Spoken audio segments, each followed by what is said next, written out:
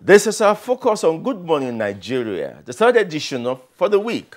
I am Femi Okeowo, heartily welcoming you to the edition.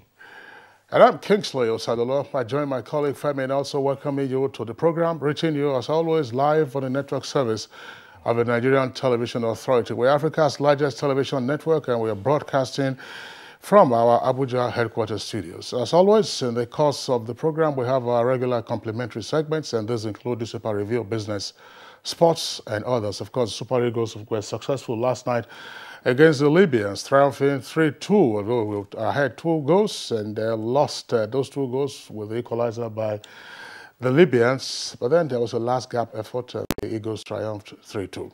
They now top their group, with South Africa trailing behind them. But in the meantime, let's take the highlights of the morning news with our colleague, Dennis Adegunloye. Hello, Dennis.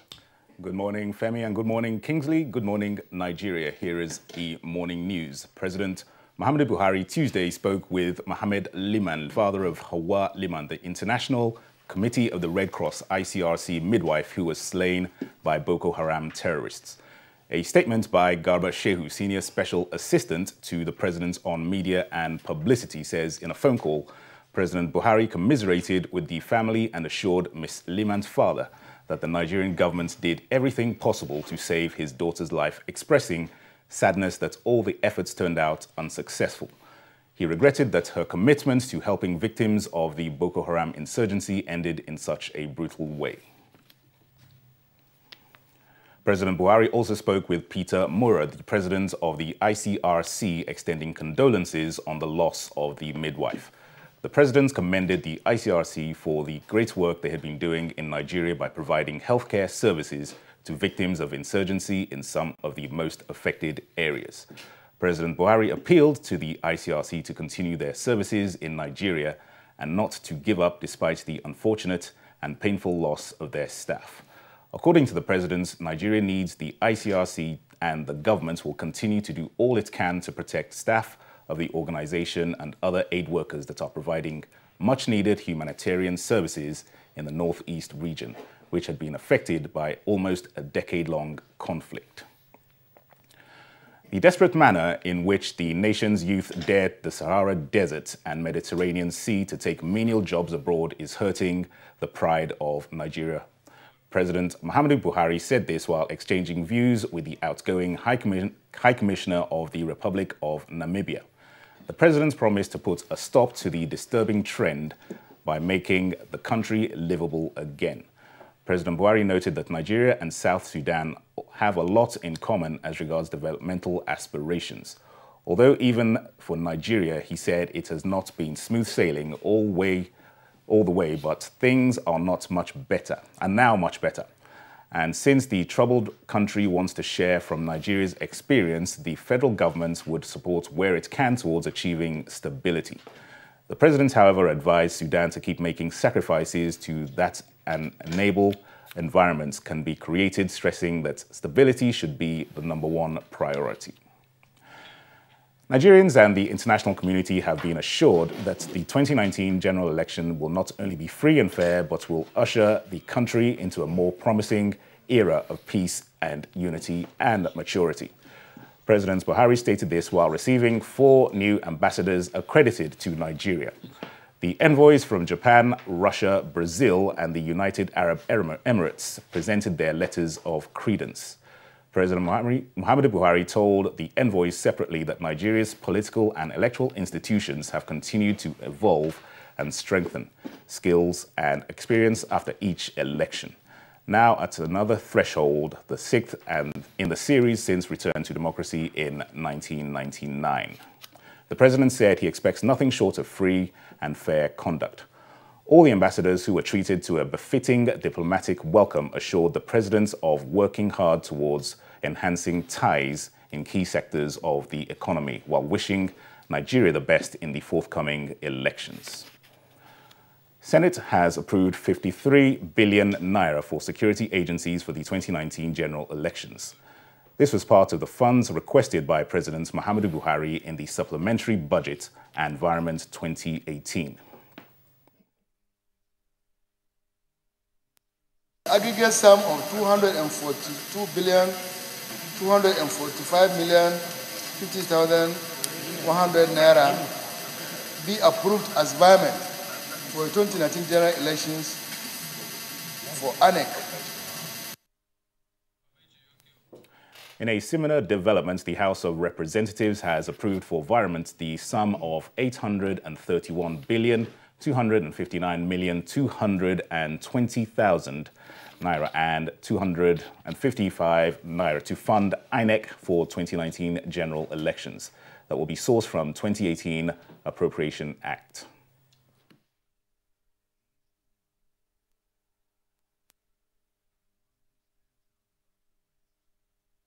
Was in respect of payment of funds to finance Independent National Electoral Commission, INEC, and the security agencies toward preparation of the 2019 general election for which no provision were made in the 2018 Appropriation Act. Those in favor of the motion say aye.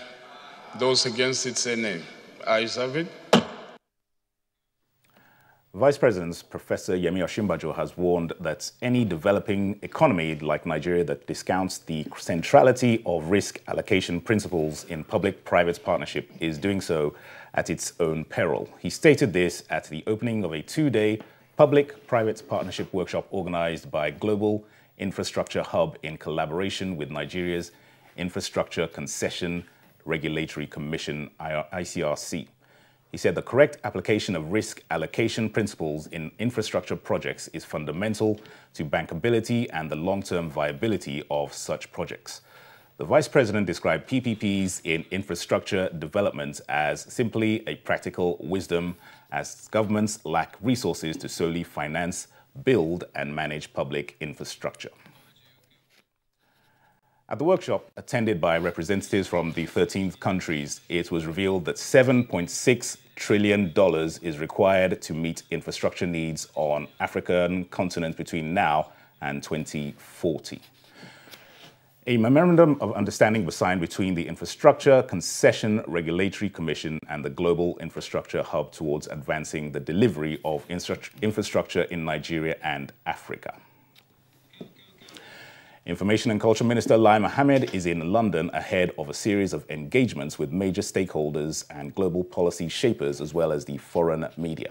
In an exclusive interview, the minister explained the rationale for the international global engagement.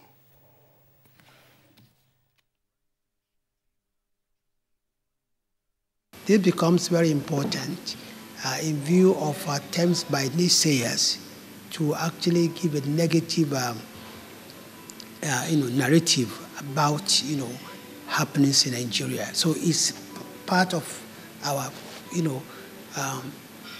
continuous engagement with, major foreign media outlets and international think tanks. This is in addition to what we do at home. At home too, we do engage regularly, the major stakeholders and also major, think tanks. He also spoke on areas of major concern which must be put in perspective for a broader understanding. Well, that's the news for this morning on Good Morning Nigeria. Kingsley and Femi will be back after this timeout.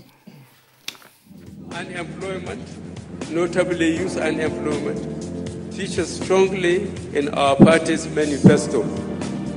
We intend to attack the problem promptly through revival of agriculture.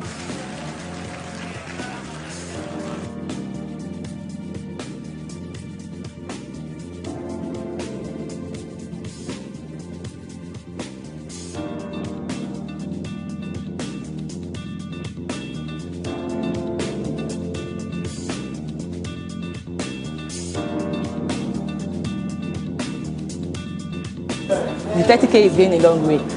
Actually, I bought an acre of land for 60K like 2012, and presently I have a cassava farm and a yam farm.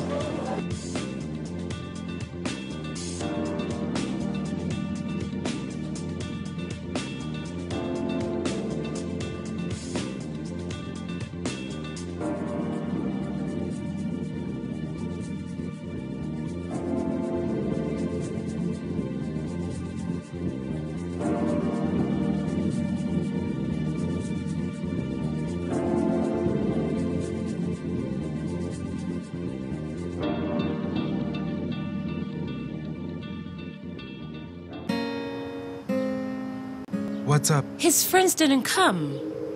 Hey, let's practice. But you're going out. Don't worry about me. Nothing satisfies a mother more than seeing a child grow up. But I know as he sweats, he'll face the risk of germs which can cause skin irritation. That's why you need the new best ever Dettol Cool. Its new advanced formulation with extra menthol protects from up to 100 illness-causing germs and gives your family icy cool freshness. Growing up needs Dettol protection. Reorganized, trained, and fully equipped, we are the new improved Nigeria Police Force. We fight crime. We bust syndicates. Whatever the crime, wherever the hideout, the Nigeria Police Force will get you busted. Stop kidnapping, armed robbery, murder, pipeline vandalism, and other criminal activities. Be productive. Be security conscious. Join the police force to secure your life and property. This message is from the Nigeria Police Force Public Relations Department. The Aerial Assurance Challenge. Oh, thank you. But what assurance can you give our daughter? Everything. With the new look Aerial, I can even do the laundry. Prove it then. Okay.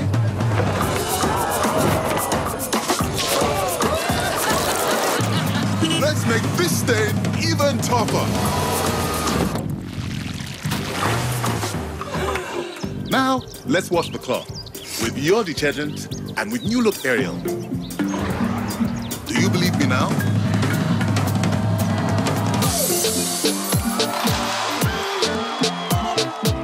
Aerial, now in a new look pack.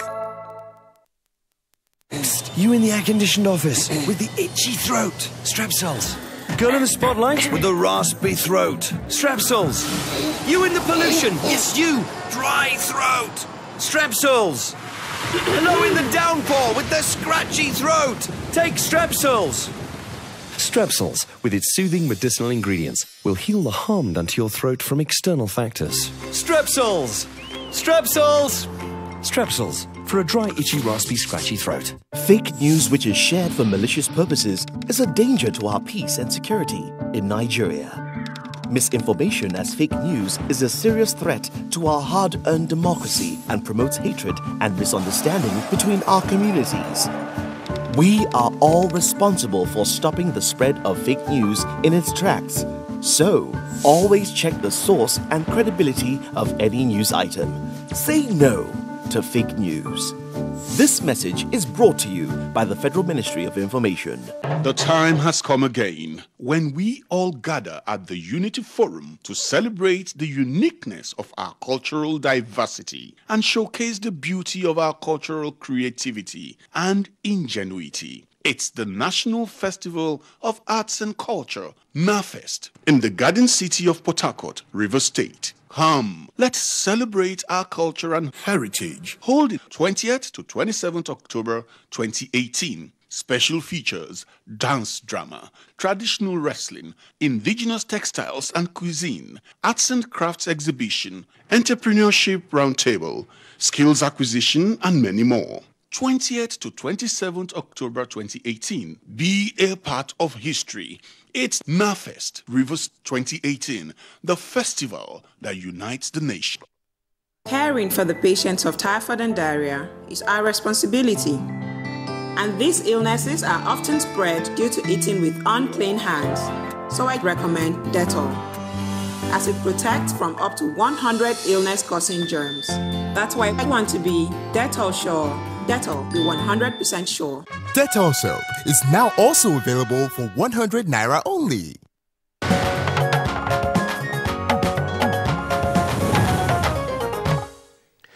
Yes, you are still with us. Good morning, Nigeria, and we go to business now. Revelations from the Ministry of Budget and National Planning indicate that the 2017 budget recorded over 80% implementation. Let's join Kunle Adeyeye for details of this and more on Business News. Increases were recorded in all divisions that yielded the headline index on month-on-month basis. The headline index increased by 0.9% 0.84% in September 2018, down by 0.21 percentage points from the rate recorded in August 2018, which is 1.05%. The percentage change in the average composite CPI for the 12 months period ending September 2018 over the average of the CPI for the previous 12 months period was 13.16%, showing 0.39% point from 13.55% recorded in August 2018. The urban inflation rate increased by 11.70% year-on-year in September 2018 from 11.67% recorded in August 2018, while the rural inflation rate increased by 10.92% in September 2018 from 10.84% in August 2018. In a similar development, the Minister of Budget and National Planning, Senator Udoma, says the federal government 2017 budget recorded an 86% implementation. He disclosed these on the sidelines of the just concluded 2018 annual meetings of the International Monetary Fund (IMF) and the World Bank in Bali, Indonesia. He said although the performances of the ministries and agencies of the federal government varied, it was generally an impressive record. Senator Udoma said capital releases was at 1.44 trillion naira, which is the highest ever, while recurrent was almost 100% as all debt service obligations were fully met. And next is graphic representation of Tuesday's tradings on the floor of the Nigerian Stock Exchange.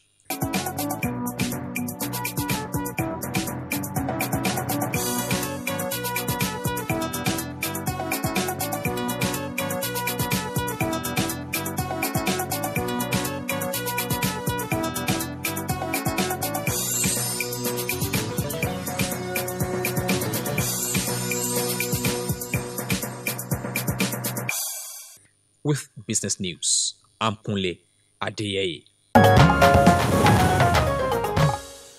All right, thank you very much, Kunle, for the business package on Good Morning Nigeria. Next for us now is the newspaper review segment.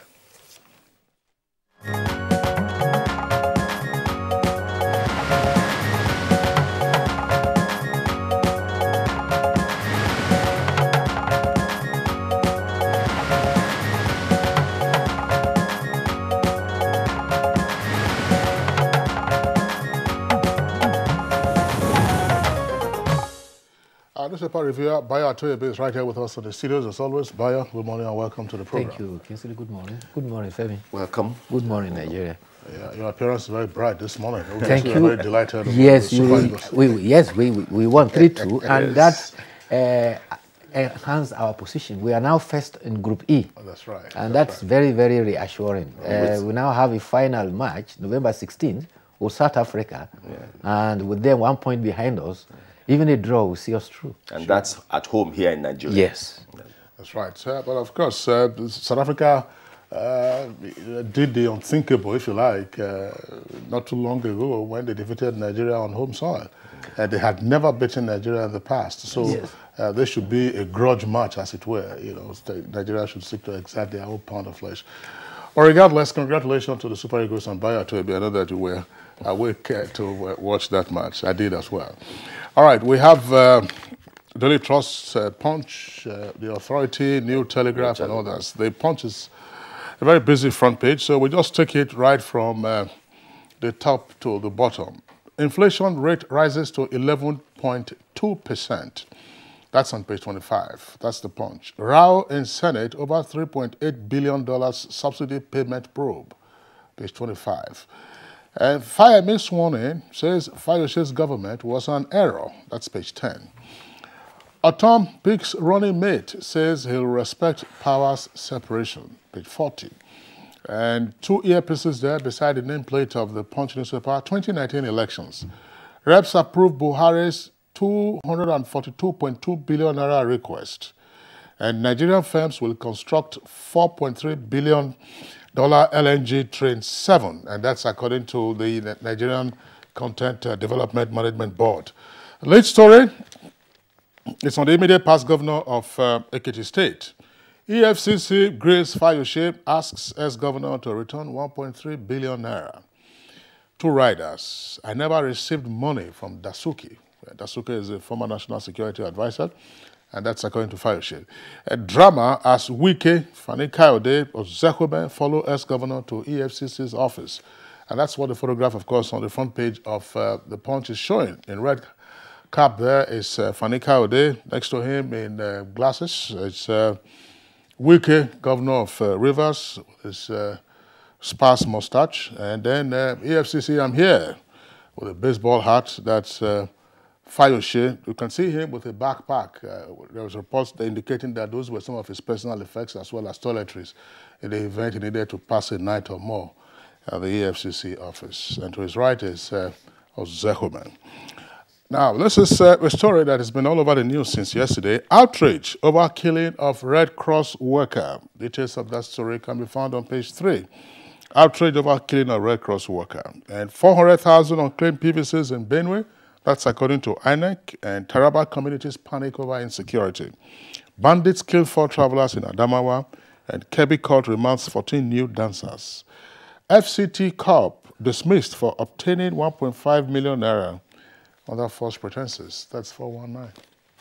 That's, I think Bayo has more than enough to chew on the Punch there, but let me add a new telegraph to him, and it's something on natural environment.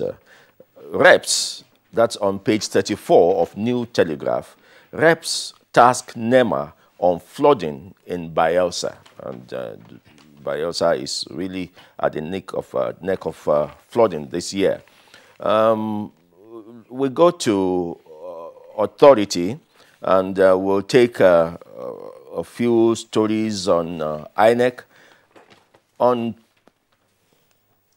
page 20, we have INEC 6 efficient election funding model in ECOWAS. And below that page too, we also have a story on INEC. 2019, INEC registers 6.6 million eligible voters in Lagos. Let's take a break there and allow Bayo to make a comment on this. President Muhammadu Buhari has joined the condemnation of the execution and murder of Hawa Liman. He expressed his concern and agony to the father of the lady, Muhammad Liman, and he said his administration did all it could to secure the life of the lady. The Minister of Health has also joined in the outrage and said even in war circles around the world, health workers are recognized as humanitarian workers and are never touched. And it's very sad and very barbaric for the terrorists to have done what they did. Meanwhile, the stories that have dominated the pages relate to the budget that has been passed by the National Assembly. Papers are indicating that the Senate passed a separate figure and the House of Representatives also passed a different figure. From the reports from the newspaper, the Senate approved 242,255,050,100 naira for INEC and 5 security agencies, while the House of Representatives approved a sum of 589.015 billion for the budget. Now, the difference here is that while the Senate approved just the environment for, as requested by Mr. President, the House of Representatives approved the original approval for INEC in the 2018 budget, as well as the environment as a supplementary, and that's why you have the highest figure. So on the run, there's a concurrence. The two houses approved 242 billion, 245,050,100 naira as supplementary for INEC for the 2019 election. However, instead of the request by the president that the supplementary the environment should be made from the projects fund by which the National Assembly introduced, the two chambers took the environment from the social intervention fund, which is likely to affect the administration's program for social intervention. Meanwhile, there's been some political developments that at the courts in Zamfara State. The State High Court in Gusau has ordered the APC and INEC to maintain status quo ante. An aggrieved participant had gone to court and compelling the National Working Committee of the APC to recognize the primaries that were was conducted on 3rd and 4th of October, and to compel also INEC, on the other hand, to accept same. You will recall that the INEC had written to the All Progressive Congress that it does not have candidates for the 2019 election, for which the All Progressive Congress replied that they have candidates ensuing from primaries that was conducted on 3rd and 4th of April. Justice Mukhtar Yushau has ordered the two parties to maintain the status quo ante. That is an interesting development. The British High Commissioner for Nigeria, Mr. Paul Okrai, says the Executive Order 6 signed by Mr. President is important for rooting out corruption in the country. He says that an interim order will assist the fight against corruption. He said, I have heard that it is an anti-corruption measure. It is not for me to say who should or who should not be on the list, but it is important in continuing the fight against corruption and rooting out corruption where it is happening. So those are the latest development about the hue and cry about Executive Order 6. Okay, more to do unfold from Executive Order 6, but I think I heard Kingsley say, was it Monday or Tuesday, that it is also important for everyone who wants to comment on Executive Order 6 to read the Executive Order and then read the Federal High Court Justice Ojuku's judgment, so as to talk from an informed position. Yes. Now, still return to authority, and we remain with the National Assembly, and this time the National Assembly, page 17 of the authority. The National Assembly is assuring the passage of some bills. NAS assures on passage of whistleblower and other anti-corruption bills. Since we're talking on executive order and anti-corruption, this is just another one that would enhance the anti-corruption fight. And then below that story, still on page 17 of authority, we have 2019, Buhari reassures international community of free, fair elections. And still remaining with INEC on the same page of authority, INEC gives November deadline for distribution of PVCs. That is instructive to everyone who wants to vote in 2019. So you have a November deadline for the distribution. Possibly, of course, you can collect up till the time that it's available for distribution. Bye. All right, Femi, I have the Daily Trust here. There's some of the stories that we read earlier from the Punch newspaper. You can also find them on the front page of the Daily Trust. There's just below the nameplate of the Daily Trust newspaper, you have the approval by the National Assembly of funding for the elections via the security agencies. That story is there. And then the Fayoshe and the EFCC, that story is also there. And then Buhari, this one is a kicker. Illegal exodus to Europe hurting Nigeria's pride. That's the president saying illegal exodus to Europe hurting Nigeria's pride. He was speaking, of course, while bidding farewell to the outgoing High Commissioner of Namibia to Nigeria. And that's on page 3. And bio, that's very significant because in the course of that visit, the president reiterated the support that the Nigerian government in the past gave to the liberation movements in southern Africa. Yes. And they recalled, in particular, the late General Murtala Muhammad and General Olusegun Obasanjo, who was military heads of state, favored the support for the liberation movements in southern Africa, because that led to the independence of Zimbabwe, followed subsequently by Namibia, and of course, then the dawn of democracy, that's majority rule in South Africa in 1994. So politics hasn't come in the way at all of historical recognition. Yes, indeed. In fact, the landmark pronouncement by late General Murtala Mohammed at the Organization of African Unit, OAU, was that Africa has come of age and was not going to wait for the developed world to dictate to it what to do. And General Murtala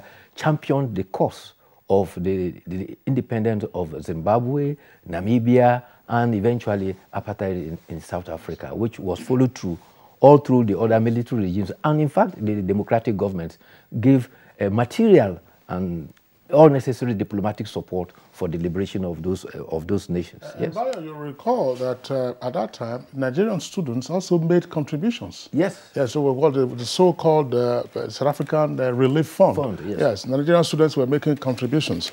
Now, the lead story is also on the clash over the subsidy fund. That's for Daily Trust. And below that, you have the photograph of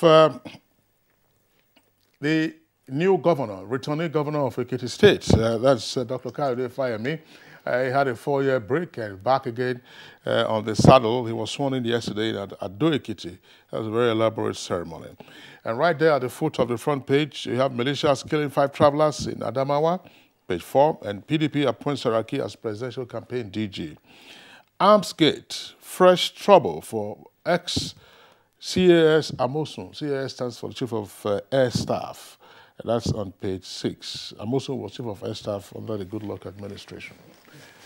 Yeah, talking about the new governor in Ekiti State, his tenure began yesterday, having been sworn in yesterday. At the swearing-in ceremony, he promised that a thorough review of the present state of affairs will be done so as to let everybody know what has become of the Commonwealth of Ekiti. And he said, never again shall an educated state like Ekiti be an apostle of stomach infrastructure and become the laughingstock of Nigeria.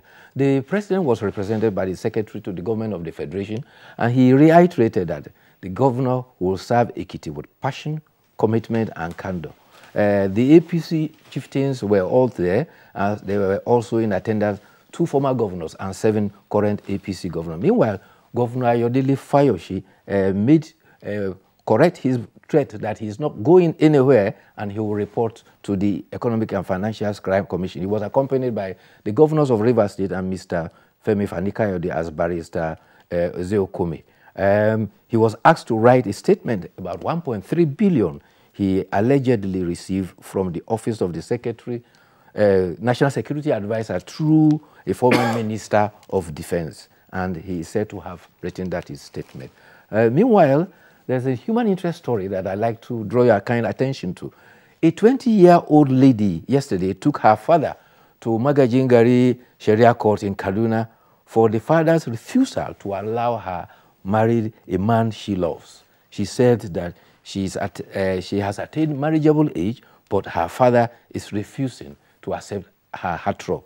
He has gone to the court and is seeking the court permission that the court should serve as her guardian if her father persists, so that she can get married to her heartthrob. The father says is said to have been holding his blessings because the supposed husband has no regard for him. The judge has asked the father and all of them to come back on October 29th for intervention. Good one there. Let's see what the... Another 12 days. Now, let's take the editorial, and The Punch is where we pick our editorial from. The Punch is focusing on the 2019 general elections, but issues to be discussed. And the title of the editorial is Economy 2. Excuse me. Economy 2 should shape campaigns. And now let's take the last 2 paragraphs that give a picture of what The Punch is talking about. Development, infrastructure, job creation, agriculture, and skills acquisition should be priorities at the state, and voters should demand concrete implementation plans from aspiring governors and state legislators. Democracy will begin to develop real progress excuse me, and prosperity when the citizens shake off their complacency and hold politicians to their promise and manifestos. Yes, the kernel of the editorial by Punch is that the economy should shape campaigns. In other words, campaigns should refrain from being just a matter of name-calling, abuses, and resort to foul language about opponents. Rather, they should tackle the challenges that are facing the nation, which the Punch identifies to include restructuring, revitalizing the economy, security, as well as coordination of the nation by way of reviving the economy. He says citizens must hold politicians accountable for their promises and also make specific demand of politicians as their priority for matters that are of challenge to the nation. So campaign should not just be sloganeering and just name-calling, but should be addressing the problems and challenges that the nation are facing. And the electorate must take note of them and hold those politicians accountable for the promises they make. All right. INEC says officially campaigns will start next month. November 18th, yes. For the presidential. Bayo, I would like to thank you for being here. But just before we let you go, let's just take a look at the sign language page. That is coming from the Daily Trust newspaper, page 24. If we look at that, if you frame it properly, let's take it up a bit. Sign language. It says this is from the UK. Open 24 hours, 11 p.m. to 6 a.m. 7 hours equals to 24 hours. That's coming from the UK. Bye, Thank you. All right. So you'll be with us 24 hours from tomorrow. Yes. I believe so. Yes. That will be 7 a.m. to 7:30 p.m. All right. Bye, TV. Thanks a lot for being around. See you tomorrow. Okay, we'll take a short break now. Hate speech is not a joke. It incites genocide and crimes against humanity. Most of Africa's civil wars are caused by hate speech from one tribe against another. We don't want it here. The Nigerian government stands firm against hate speech. Under no conditions whatsoever should we tolerate or excuse or justify hate speech or hateful conduct of any kind, especially where such is illegal. There's no doubt that the resurgent push for separatism, as well as the rising cases of ethnic and religious disharmony, are all traceable to the growing phenomenon of hate speech. One nation bound in freedom, peace and unity. Nigeria, one nation, one people. This is a public service announcement brought to you by NTA. Your perfect family is under threat by germs. Infectious diseases are now the world's biggest killer of adults and children.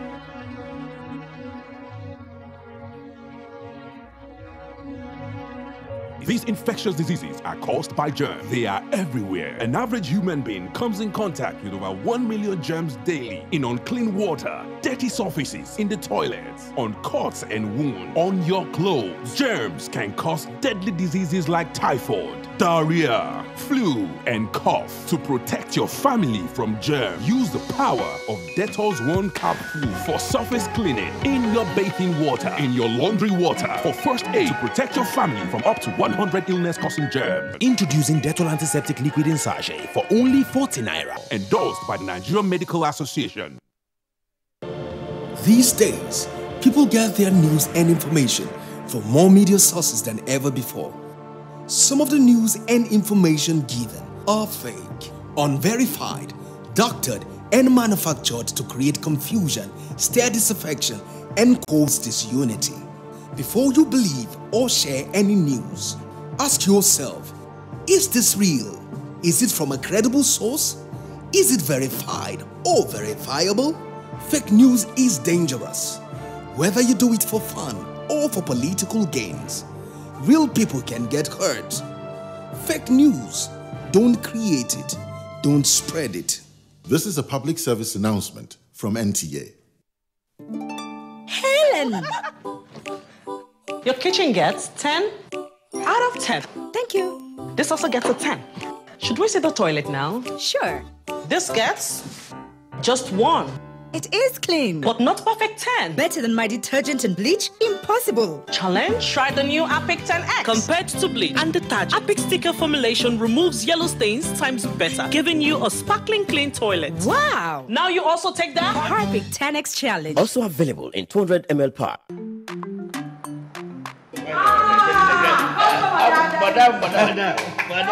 Madam. Brought us as usual. As usual. You have no problem. For the three put You are welcome, sir. As usual, yeah? Welcome, sir. You take that one. You take that one. You don't understand? We want Nigerian homegrown rice Finish. You don't have. You don't have. Join the rice revolution today. No other rice that tastes like Nigerian rice. Are you sorry? That's the Nigerian rice we are talking about. Chocolate made in Nigerian rice. Healthy food. I'm going to bring Mrs. Mobu to come to chocolate rice made in Nigeria here. And see how it are made. Correct. And how they are cook it. Correct. Homegrown rice are good for your health. It boosts our economy and give employment to our people. This message is brought to you by the Federal Ministry of Information and Culture. Caring for the patients of typhoid and diarrhea is our responsibility. And these illnesses are often spread due to eating with unclean hands. So I recommend Dettol, as it protects from up to 100 illness-causing germs. That's why I want to be Dettol sure. Dettol, be 100% sure. Dettol soap is now also available for 100 Naira only.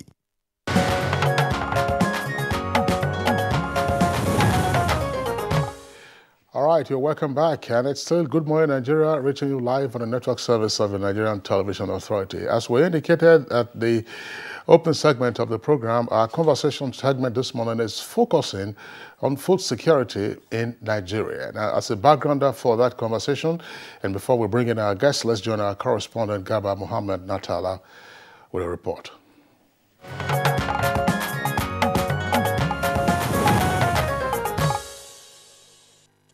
Despite the huge agricultural potential of Nigeria, food remains a challenge to most households across the country, a development observers say is unacceptable.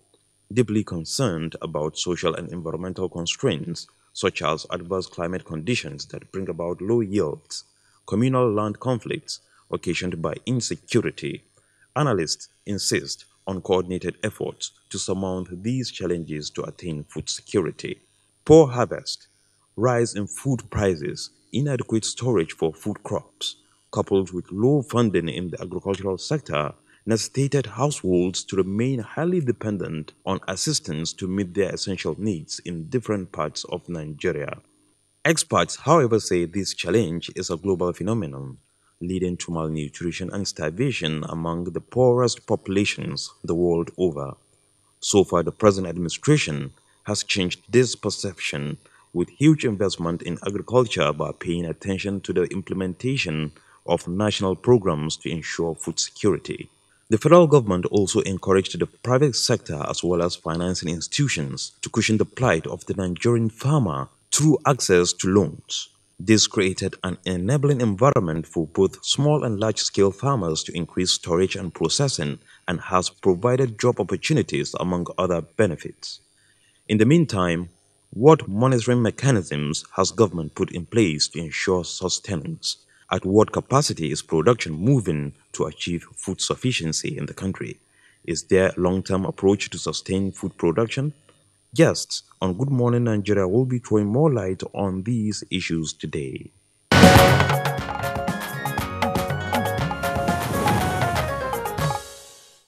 Thank you very much. We have at least 3 guests with us in the studios who are regulars on Good Morning Nigeria whenever we're discussing food and food issues. But let's introduce the latest guest that we are having here to discuss the issues today. He is Mawule Sabla. He's a nutrition and food system expert at the Food and Agriculture Organization, FAO, one of the specialized agencies of the United Nations. Sabla, Mawule, pleasure to have you with us on the program this morning. Thank you very much for having me. All right, now the regular faces. First, let's welcome again Professor Abba Gambo. Professor Abba Gambo usually joining us from our Maiduguri Network Center, where it's at the Faculty of Agriculture, University of Maiduguri. But right now, is the Dean, Faculty of Agriculture and Crop Science at Yobe State University. That's at the capital, Damaturu. Professor Abba Gambo, pleasure to have you join us. Usually it's good to be back home. Yes.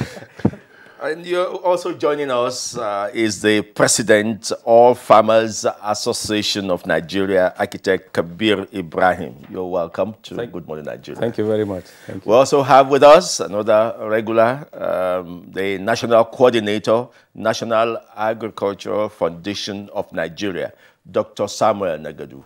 Welcome to Good Morning Nigeria. Good morning. Yeah. Now, should we start? Let me take Dr. Samuel Negadu first and ask, there are people who say that food security is just as delicate as national security. Where do you place, they say one can lead to a physical breakdown of security. How do you place food security in a nation's life? Well, I look at it the other way around. What I see is food insecurity leads to national insecurity. Because in everyday language in Nigeria, we say an angry man. A hungry man is an angry man.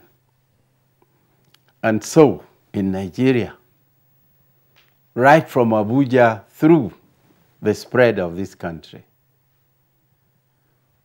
where we found out that so many people are underprovided, especially from what we see now, the urban poor and the people who are so poor in the rural environment that they cannot even meet their production needs. And so the food insecurity stays on. We have a lot of fertile land in Nigeria, but what will make it possible is every day getting out of the reach of the ordinary Nigerian. We have land, but the credit is not there. And if the credit is not there, you cannot get to the farm and be productive.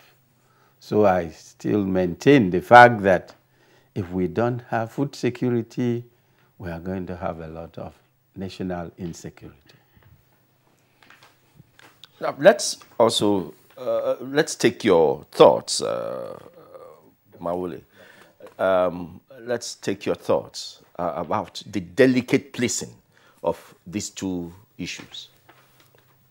Thank you very much. And once again, let me bring you greetings from His Excellency Sofian Koroma, the FAO representative for Nigeria, and also acknowledge the very fruitful collaboration between the Food and Agriculture Organization and the government and people of Nigeria.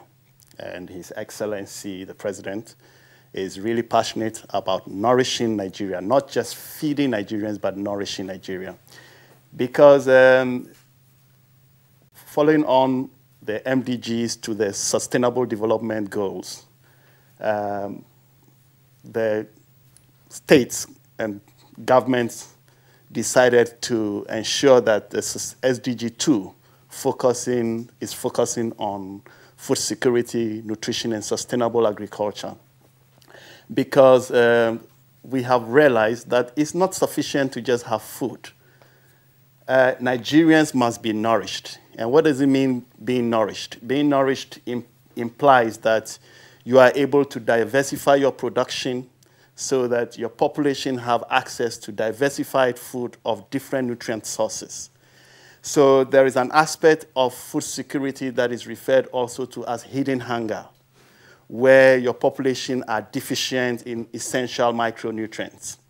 So for some time now, FAO's programs, whether it's in fisheries and aquaculture, livestock, or crops, or natural resource management, we are very much focusing on making sure that we inform the population and educate the population to understand the importance of nutrition security.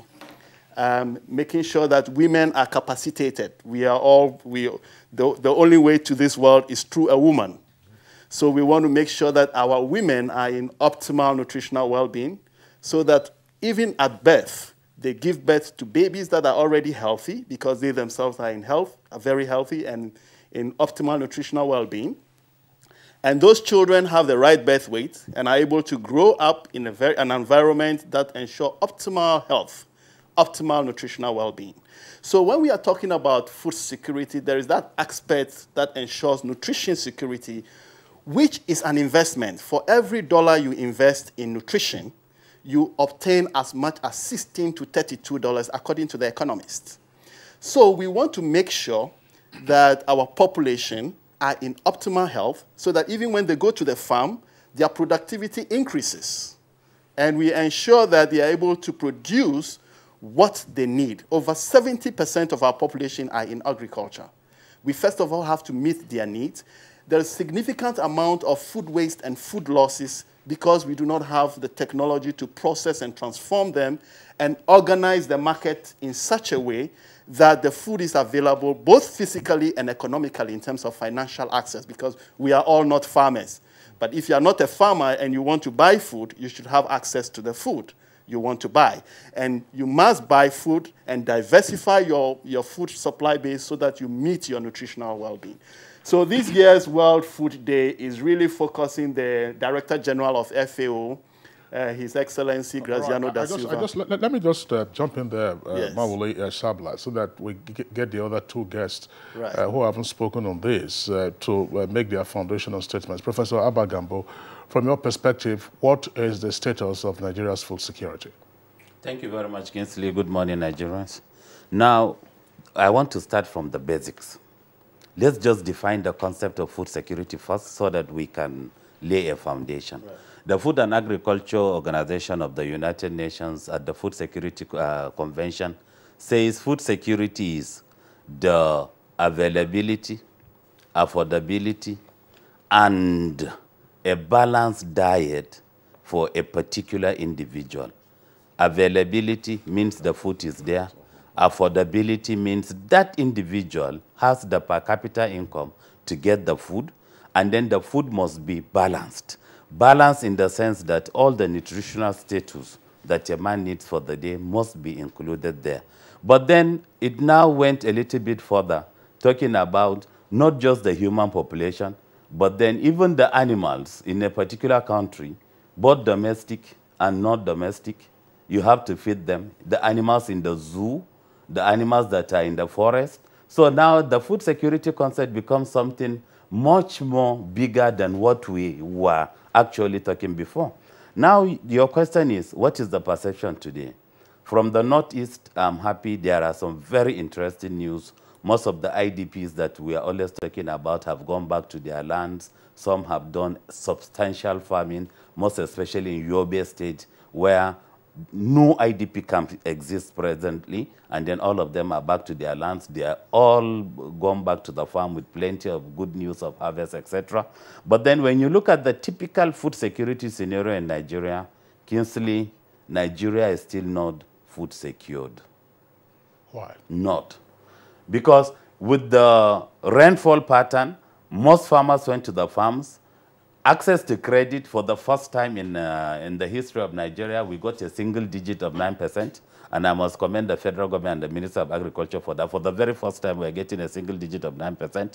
But then some natural issues came. Most of the places that we call food basket of Nigeria had terrible floods, most especially in the north-central areas. Kwara, Niger, Kogi, which are Benue, all these are places we call food baskets. Then apart from that, the constant clashes between the farmers, herdsmen, has also put a very big dent on what we have.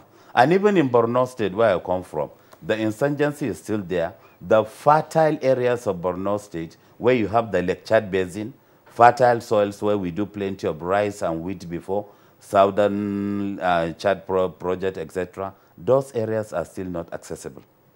So these are the issues. The rainfall pattern has been excellent. Farmers were able to get credit facilities at 9% digit, which is very good.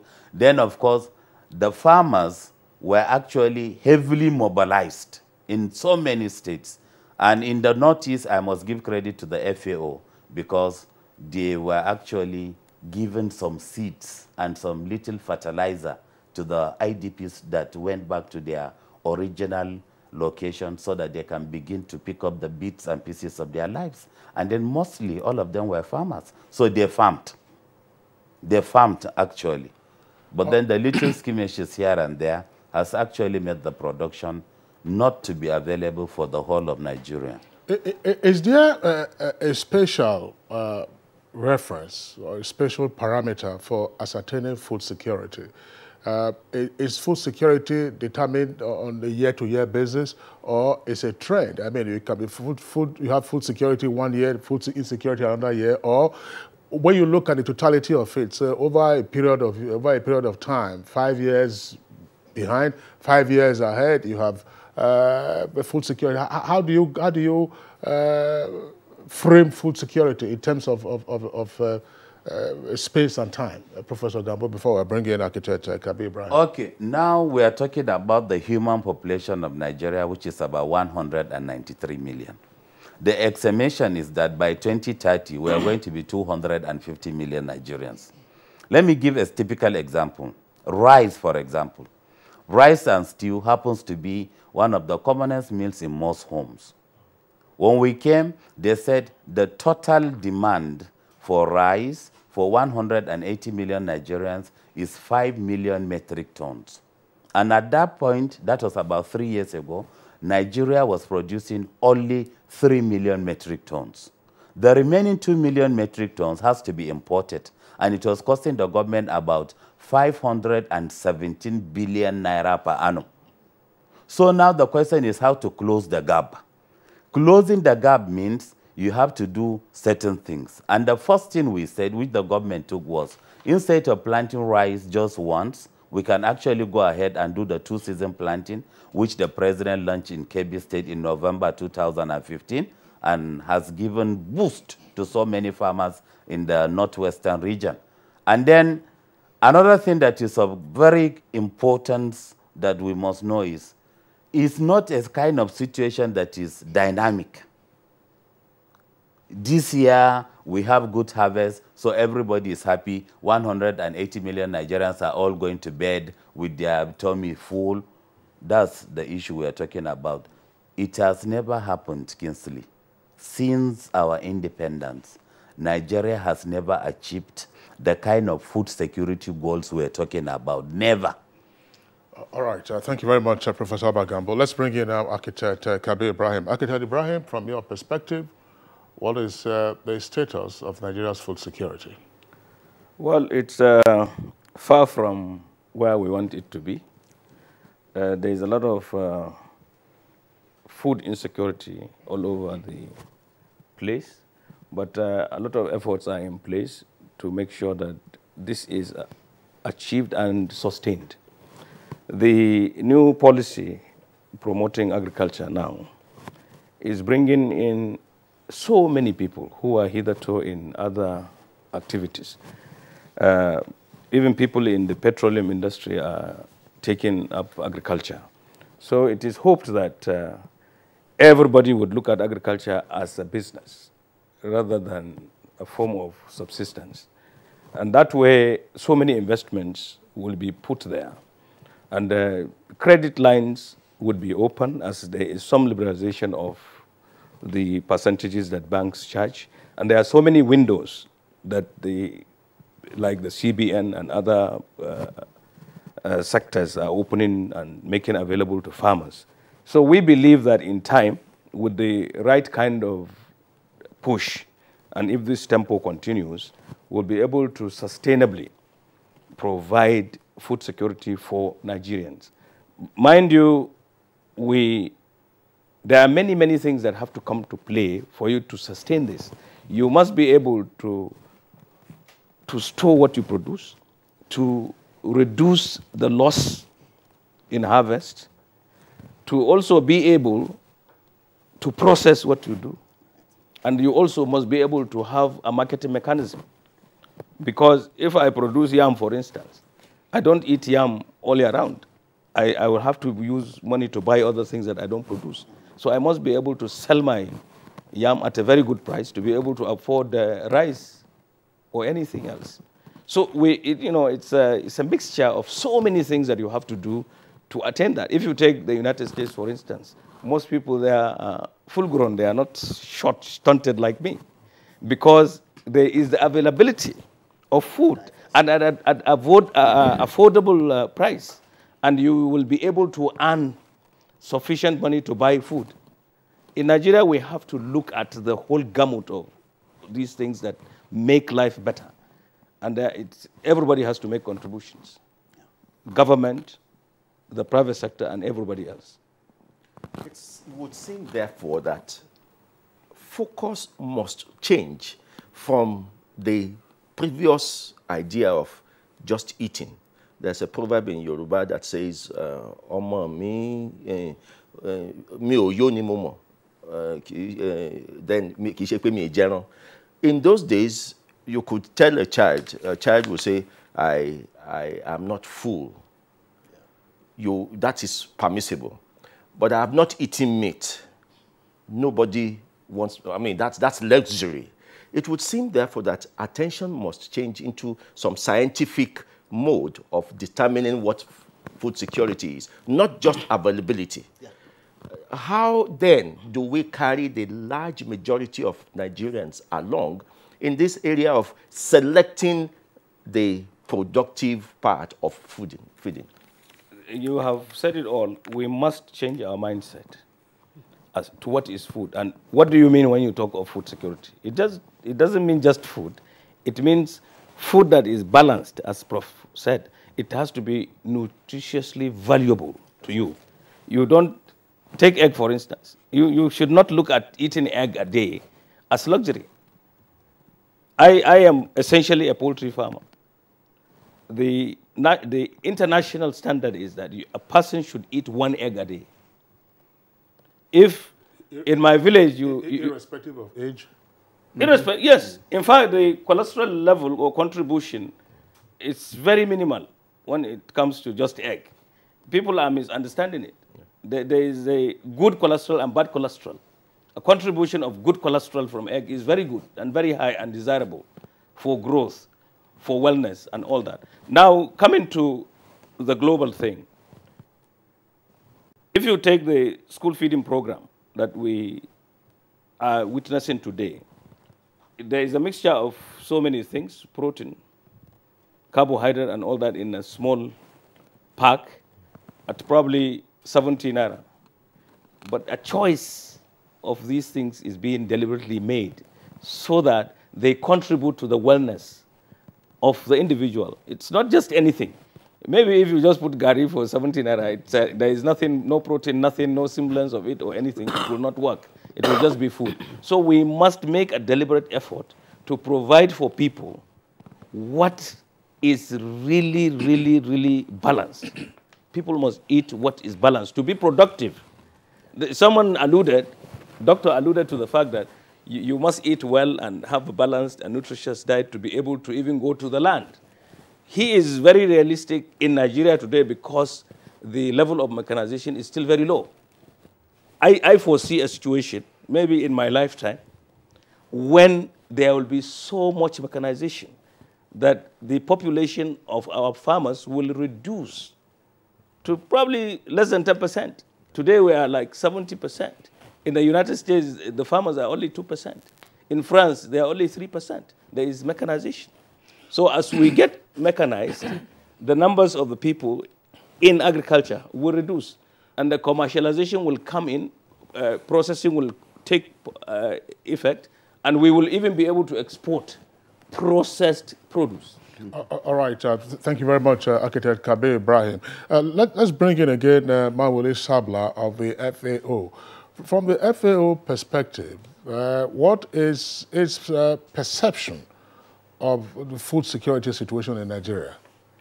Yes, let me once again congratulate the government of Nigeria, because when you take the agricultural promotion policy under the Economic and Growth Recovery Program, with the Federal Ministry of Agriculture, we've worked with them to develop the food security nutrition strategy. And let me allude to what Prof and Architect referred to earlier on about the importance of making sure that we balance our diets and we organize our food system.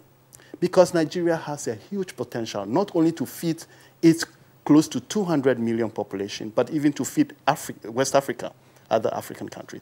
The agricultural potential of this country is enormous. But when we talk about food security, it means that all your population have access, both physical and economic, at all times, to food that provides them with the optimum health that they need. Architect made reference to him being stunted. earlier on. When you take the number of children in Nigeria that are stunted, and we are not just talking about you are too short for your age, but it means you are also stunted in your mind. So you cannot repair that. They become an economic burden for the rest of their lives. So it is therefore important for Nigeria for us to be able to address the problem rather than trying to cure it. What is the FAO seeing in Nigeria today?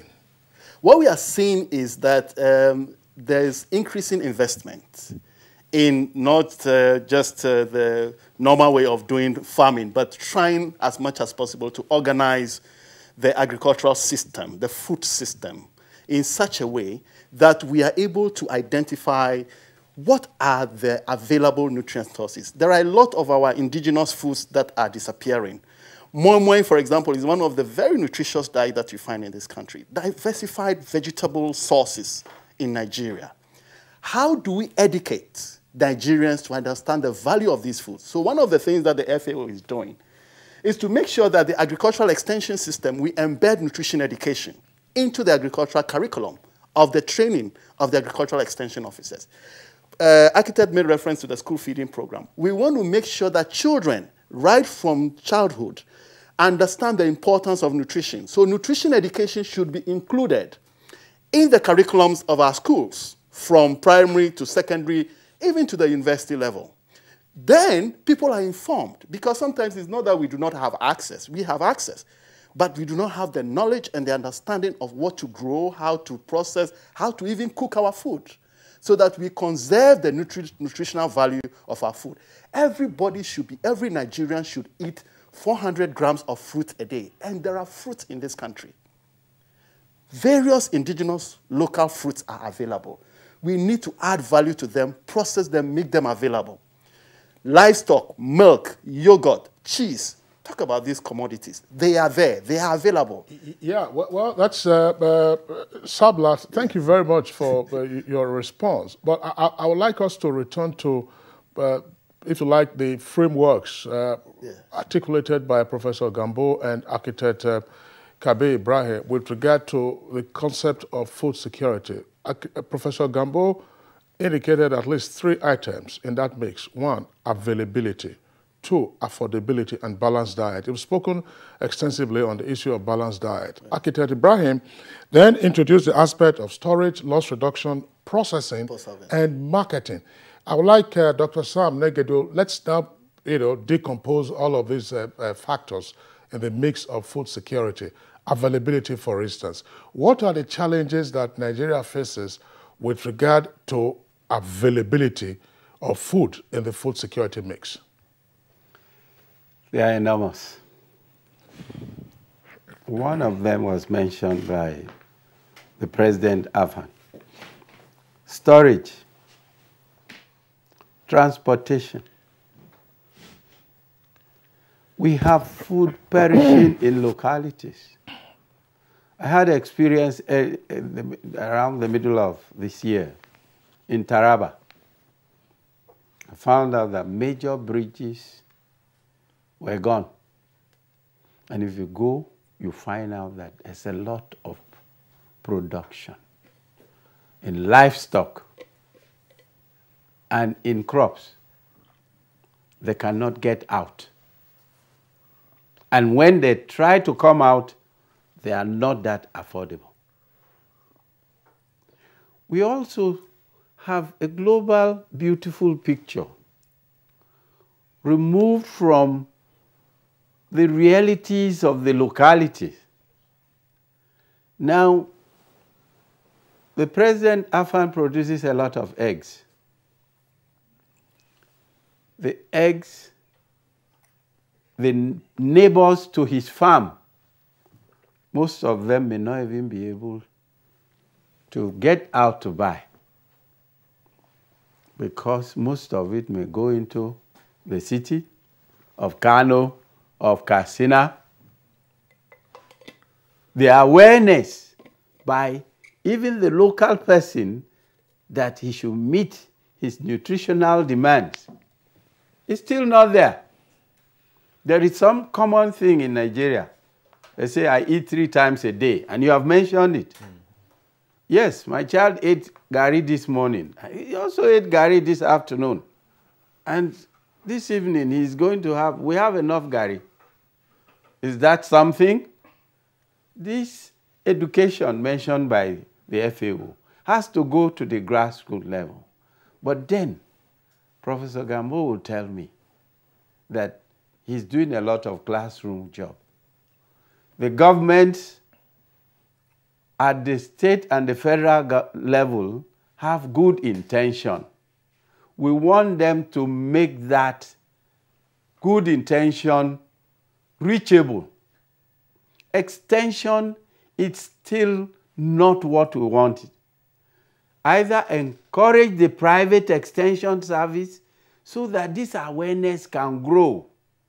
That somebody who produces a level will get the value and not take them all the way to town to sell.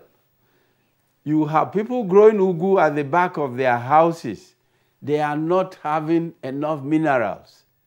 You have this poor education within our system. And some people will tell you outright, yes, I've eaten. Well, I thank God I even have something to eat. That statement is still sound and in place in Nigeria. And I think we should get to a point that we will say, okay, the average Nigerian is well informed. The elite in Nigeria is shifting to health food. We want it to reach down because the other Nigerians are still removed from that reality. Now, since independence, every government seems to recognize that something needs to be done. And you can see from our history that we have had various attempts at improving our food security. We had Operation Feed the Nation, we had Green Revolution, DFRI was there and all that.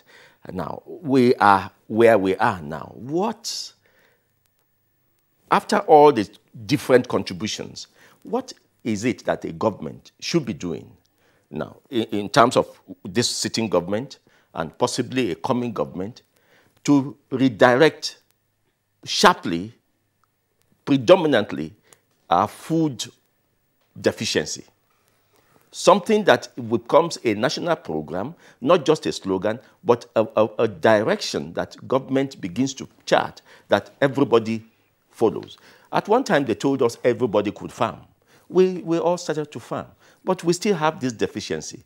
Why is this deficiency persisting? Thank you very much, sir. Now, please permit me to expand the balanced dieting, because everybody has been talking about nutritional. Let's just take it to the basics. What we mean by balance is there are 4 classes of food that you must eat every day for you to have a balanced diet. Number 1, milk and milk products. Number 2, meat and meat products.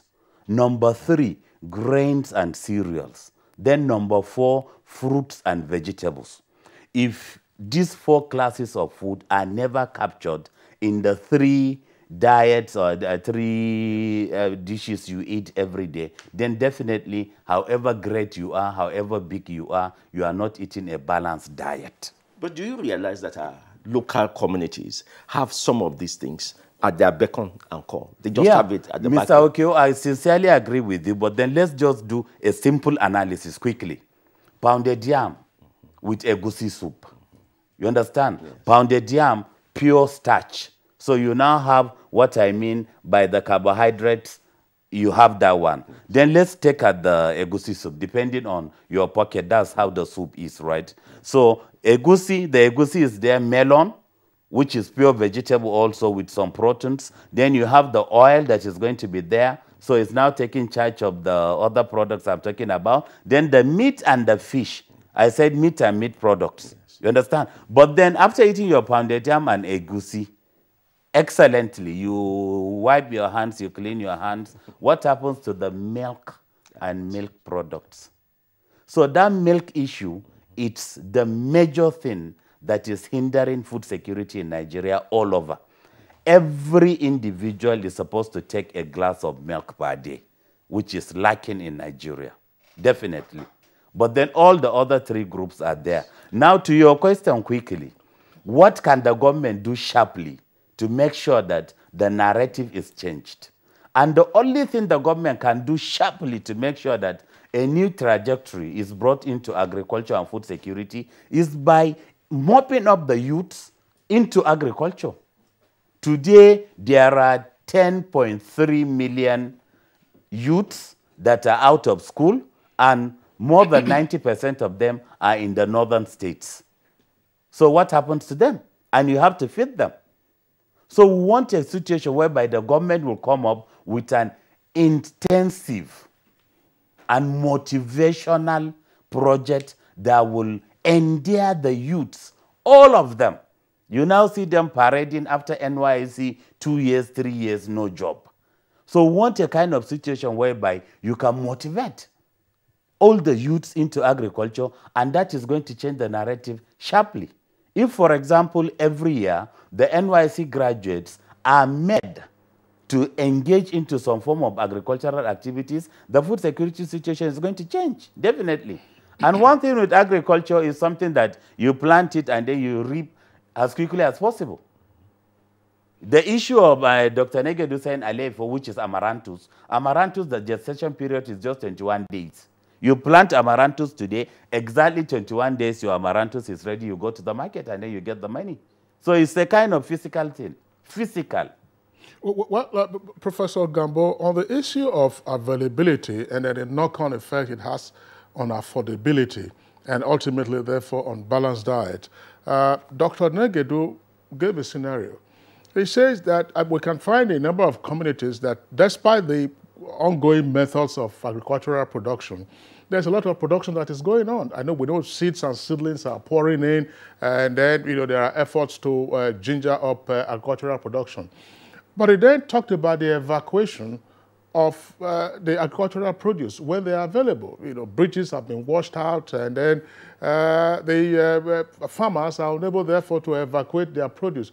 You've been a consultant to the Governors Forum. The issue has been there for several decades of having to construct rural infrastructural roads to assist with the evacuation of this agricultural produce. Why does it appear to be the case that the subnational governments continue to pay lip service to this very significant link in ensuring that there is availability and a knock-on effect on affordability of the food security chain?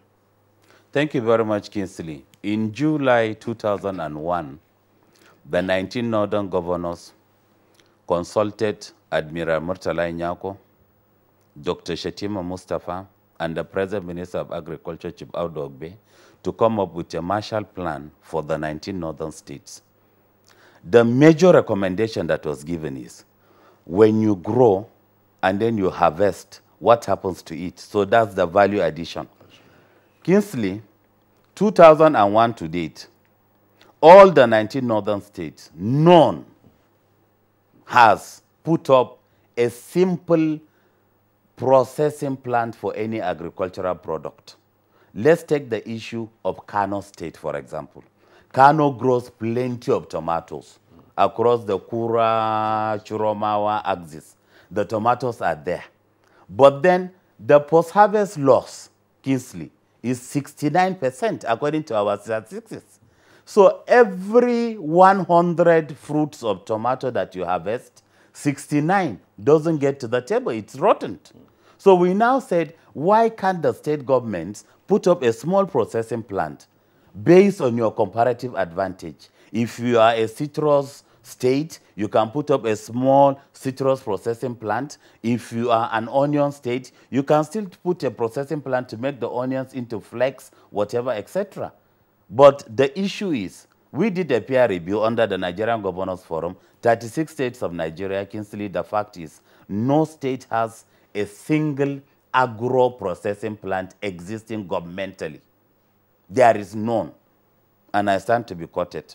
And then the second issue is, the farming procedure, at the time you're doing the harvest, for example, yam that everybody is quoting about, when you're slashing and then digging up, you also put some little pricks on the yam and it's gone.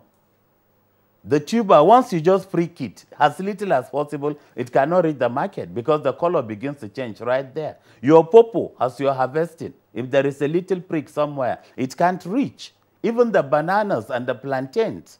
So you make sure that you harvest them in modern ways that they cannot be injured, because every injury takes it out.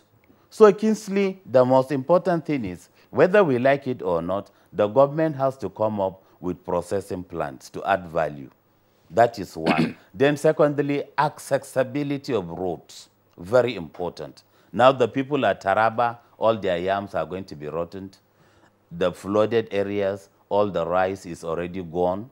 The legumes, cowpea, soybean, etc., they are already gone. But then if there are some kind of buffer situations, NIMET gave the recommendation that 9 states are going to be flooded. And I was expecting the Federal Ministry of Agriculture to be proactive. Get ready. Because some floods actually agriculturally are beneficial and advantageous. I'm sorry to say, not the human loss, but agriculturally new nutrients are brought, organic manure are brought.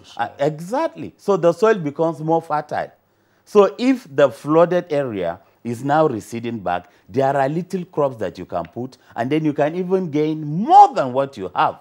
A very good example is sweet potato. If the rice farm is washed away, and then you can instantly put sweet potato, what you're going to get out of it might even be more from the original rice you put into. But then all those farmers are there without any incentives from anywhere. That has to do with extension services that not only will be required. That's right. I'm sorry, Professor Abagambo, thanks a lot. I'm just wondering, Dr. Nega, do we have something before we bring in Architect Ibrahim again? One link that is missing here. Namely? Government has changed hands over these years. And there's no continuation in programs. This continuation, the government, as we keep on saying, is a continuum. And if it is to be so, let there be positive carryover of the good effects. But for now, programs are identified with government, and when they are out of place, they are dropped. And this is happening more at the state level where agriculture is happening.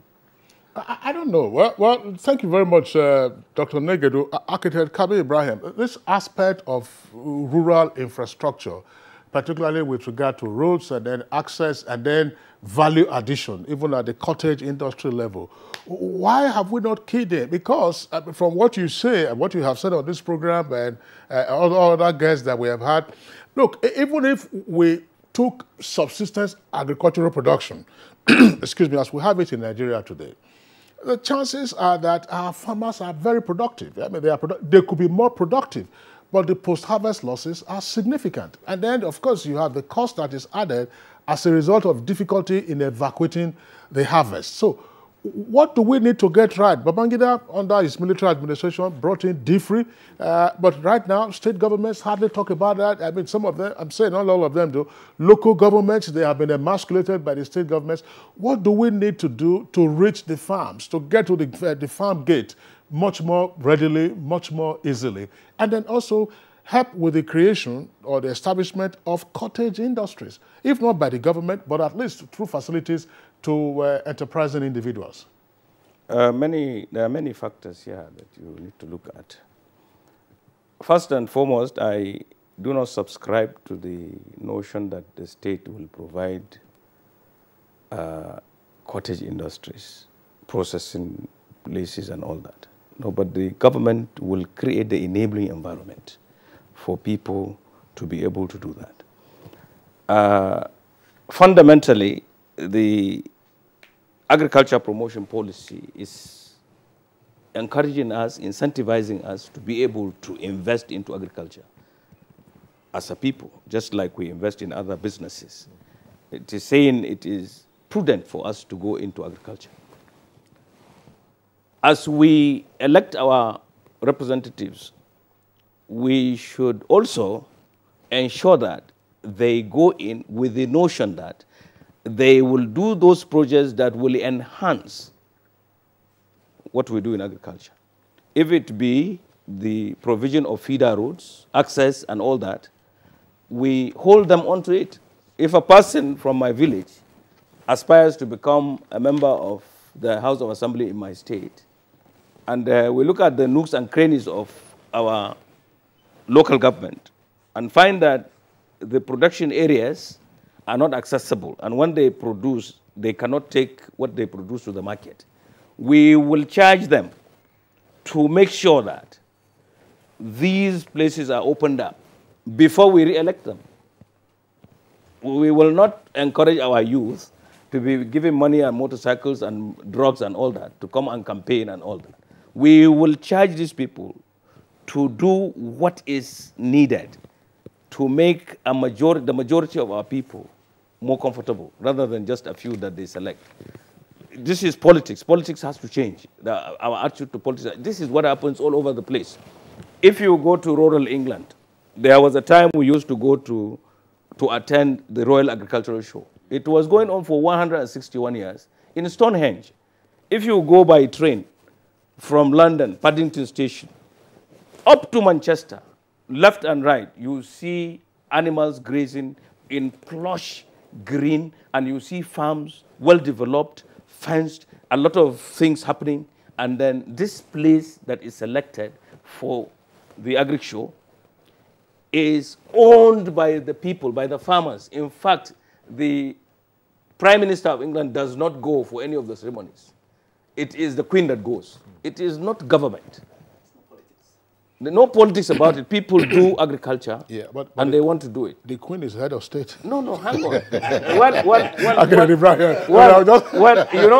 I'm talking so that our DG in NAFAN will understand that we do not need to cry if the minister or the president do not attend our agricultural show. They are not necessarily supposed to be there. We must encourage the farmers and the people interested in agriculture to be there. That is the way to incentivize these people. I have touched a number of issues, but the most important one is for us to be able to create processing zones, cottage industries and all that. It is not the government per se. It is the government is supposed to provide the enabling environment. Even for patronage, if I was governor, for instance, I would not patronize anybody who would make money from my government to buy a car, buy an aircraft, buy anything. No, I would patronize those people who will reinvest, who will give back to society. Give us an example of what kind of environment you want. If you say government does not have to create cottage industry, they don't have to, what is the environment you're talking about? I will tell you what has happened before 1975 in Jigawa State. Now Jigawa State, Audubako created so many things, many dams, and even tomato factory in Jigawa by the road. You see it. It is moribund. It is not working. Government cannot run a business. It is proven. In fact, government is divesting, is selling off all over the world. But the government will create the enabling environment for you and I to be able to build industry. Either by patronizing what we know how to do, and by liberalizing acquisition of land, and probably making it easier for me to do business, to set up that, and then create dams, rebates. Are they not an environment that encourages people to come and locate farms near? From Kano, as you enter part of Kaduna State, you see some strings of dams. Are they not part of the environment that government needs? They are, yes. Bagauda, those areas, you find that they are. In fact, that is why even from the rudiments of performance in the agricultural show, Kano State always comes first, because all these enabling environments are there, and the people are able to farm, and they produce a lot more than other places where these things are non-existent. It works, and we should encourage it. People should get into government with the proper understanding of what needs to be done, and we put them in place because they can do what we want them to do. All right, Architect Ibrahim, let's pause in the meantime. We're taking a short break. When we return, we continue with the conversation. We'll also take the tweets that have come in.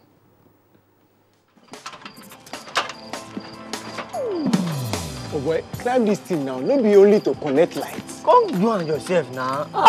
Now wow. But calm down now. Oga Kasali electrician, who would they look for with this? Oh.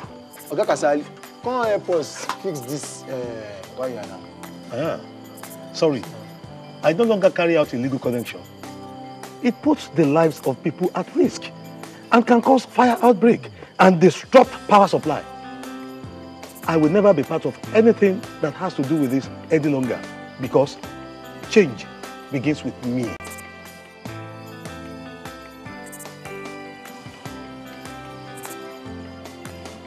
Oh boy, what you talk makes sense. Oh boy, we could carry this ladder from over. This message is brought to you by the National Orientation Agency in conjunction with the Federal Ministry of Information and Culture. When I was a little girl, I loved spending time with Mum and Grandma cleaning the house. I was so excited to sing in the choir. And your shirts are always so white. I knew what Mum's secret was. Today, I'm a modern woman that still trusts the secrets passed down to me. It's Jik, of course. The original trusted bleach, which can be used all around your house for amazing results. Shh, it's our little secret. It's no secret. It's Jik's best ever extra whitening power. Just Jik it. For years, the NTA has been promoting science, technology, arts and crafts under the tagged name National Children's Expo. We are set with another edition as we gather children around Nigeria. Junior category ages 6 to 12 and senior category ages 13 to 18.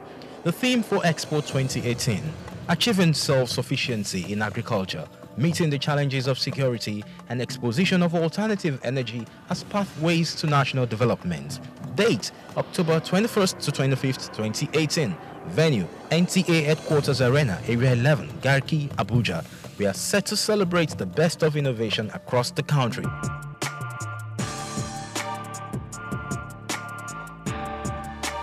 NTA ETV, promoting learning.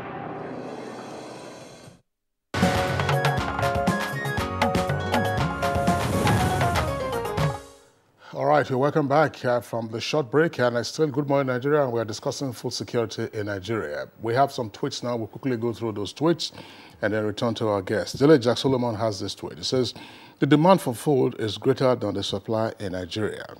To achieve sustainable food security, there's a need for funding, subsidy grants, removal of land tenureship, good customs and excise services, upgraded technology, and improvement in environmental management. Now, Bukar Danyaya tweets, the answer to food security is in seeds. Federal government should strengthen National Agri-Seeds Council of Nigeria to get better seeds. And Chris Simeon, Nigerian farmers do not have the capacity to take part in mechanized farming. Only few can. Let's say less than 5%. What is the basis for your assertion, Chris? And Raji Abidemi tweets, honestly, if you want to achieve food security, our local government chairman needs to bring infrastructure to the villages so that it would encourage youth in Nigeria. God bless Nigeria. Abdullahi Onishabi tweets, now the effort of the federal government in farming is highly commendable, but more needs to be done. The Anchor Borrowers program of the CBN has to be expanded to attract more hands to farming, particularly the youth. And still from Dele Jack Solomon, it is high time each state in Nigeria specializes in mass production of agricultural products where it has comparative advantage, backed by interest-free loans and well-equipped millennium settlements to lure idle youth to the farm. Good storage facilities, basic infrastructure, and buyback policies provided by by government at all levels will also go a long way in ensuring food security in our country. Babagana Mohammed tweets, now affordable mechanization of agriculture, reduction of post-harvest losses, and effective agricultural research are the strongest ways of ensuring food security, not just in Nigeria, but anywhere else in the world. And Ichena Melody tweets, to me, if we can solve the problem of roads, multiple taxation, and power, we have achieved 85% of food security in Nigeria.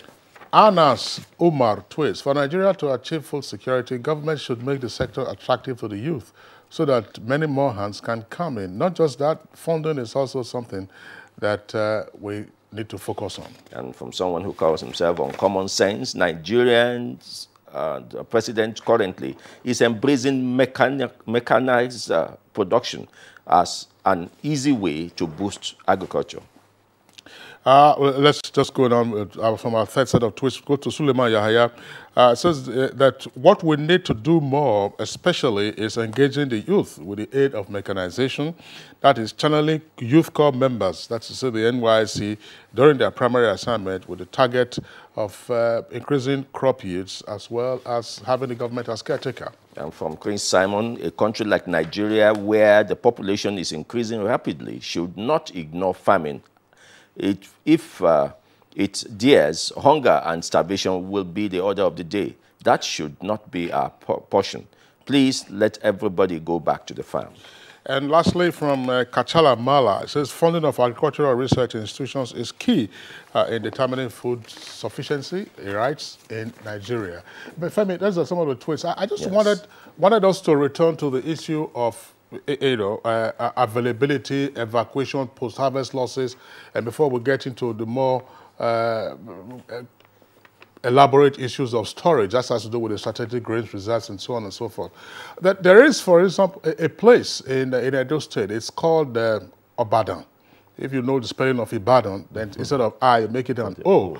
I first went to Obadan nearly 50 years ago, and Obadan was the locus for plantain harvests. Plantain. And so the plantains you find in Lagos normally would come from Obadan. You know, Obadan to Lagos. They, of course, take them by what then were 911 trucks. You know, there were no trucks bigger than 911. You had Austin and so on and so forth. But the road from what was the highway to Auchi, the road was hopeless. And there used to be a lot of vehicular breakdown, particularly of those 911 trucks. And so they would spend some days trying to fix their trucks, you know, while they are trying to evacuate the plantains that they have bought, the traders now, to take them first to Benin and then from Benin to Lagos. 50 years later, I don't think that road has been fixed. That story is virtually the same as it were in most rural parts of Nigeria. The road has not been fixed, it's not been repaired 50 years later. I'm wondering, gentlemen, both Dr. Negedu and Ibrahim, Dr. Architect Ibrahim was saying, look, get politicians to be interested, let them focus on this.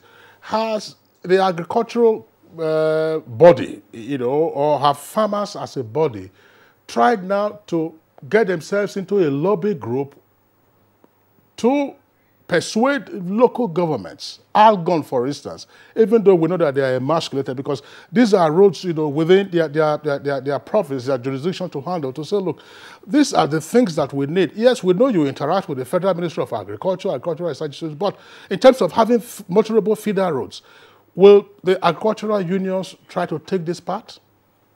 Well, often, you know, we are present in the 774 local governments.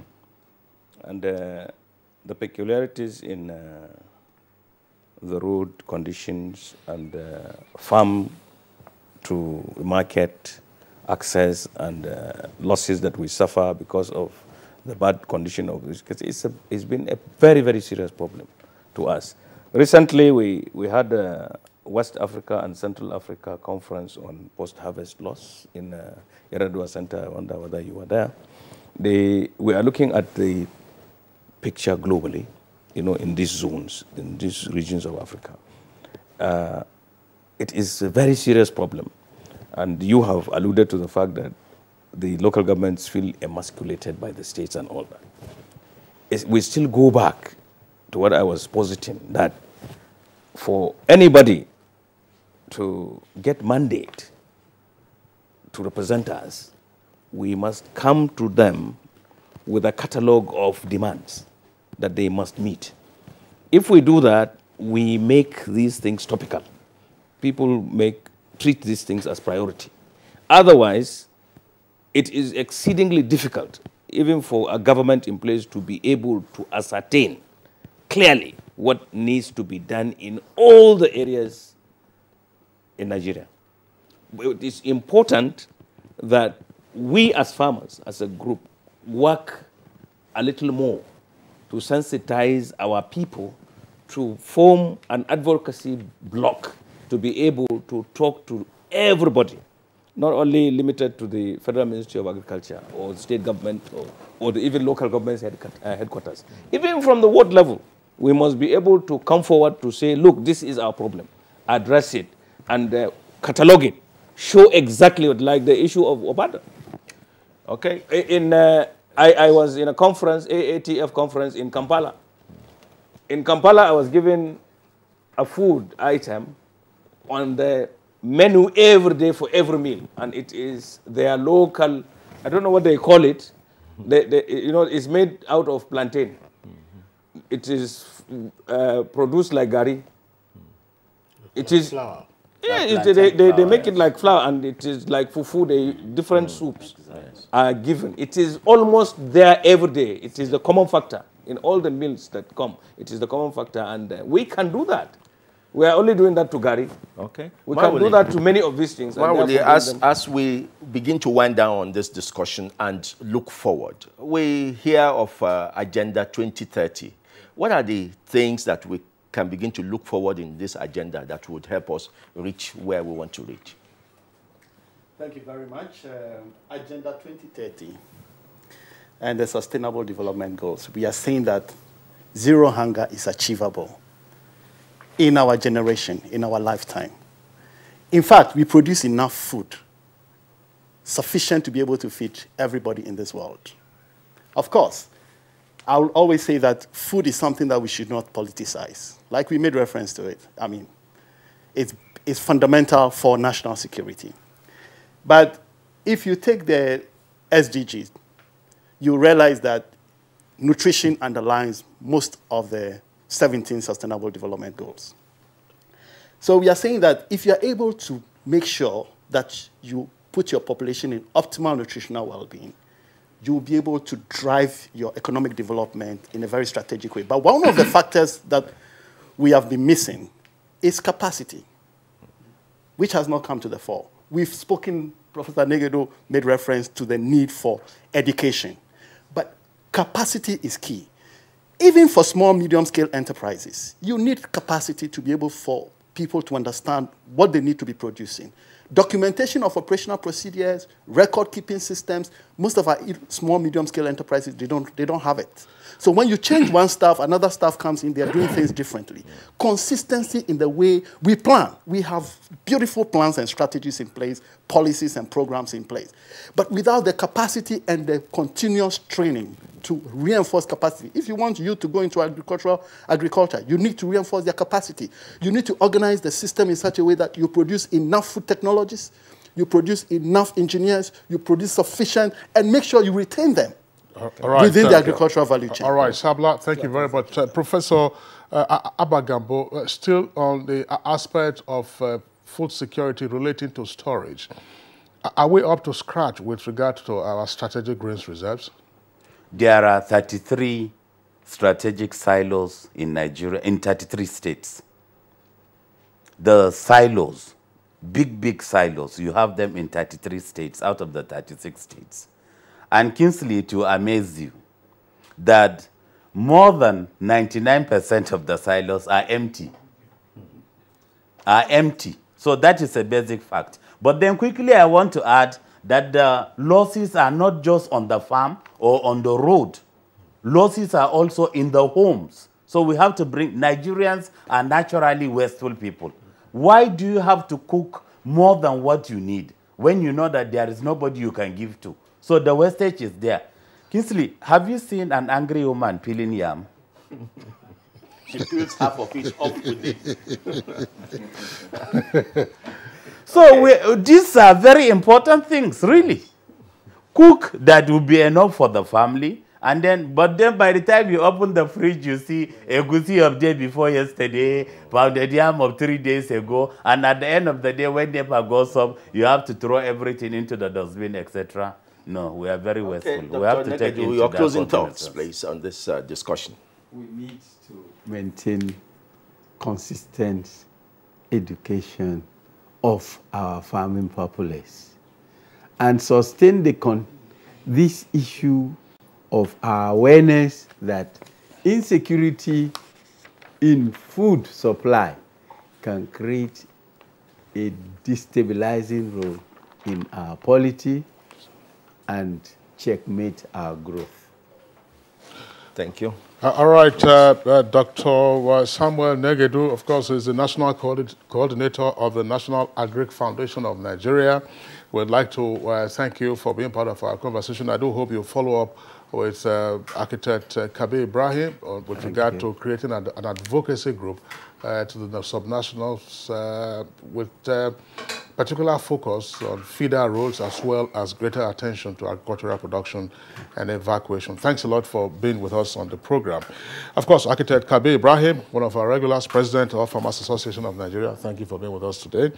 We also would like to appreciate Mawule Sabla, who is a nutrition and food system expert at the FAO, that's the Food and Agriculture Organization, one of the specialized agencies of the United Nations. Last but not the least, Professor Abba Gambo, coming all the way from Damaturu, where he is at the moment, Dean, Faculty of Agriculture and Crop Science at the Yobe State University. Professor Gambo, thanks a lot for being with us. Thank you for having me. And by the way, Femi, you know, we didn't have time to deal with that in terms of balanced diet. On one of our programs in the past, Professor Gambo did give us a map, the nutritional map of Nigeria, according to zones. And I remember him saying that the Southeast has the highest nutritional value in terms of their diets in the country.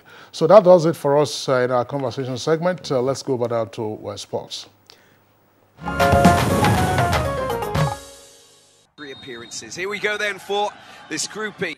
Nigeria survived a late scare to beat Libya 3-2 in the 2019 Africa Cup of Nations AFCON qualification Group E match in Tunisia.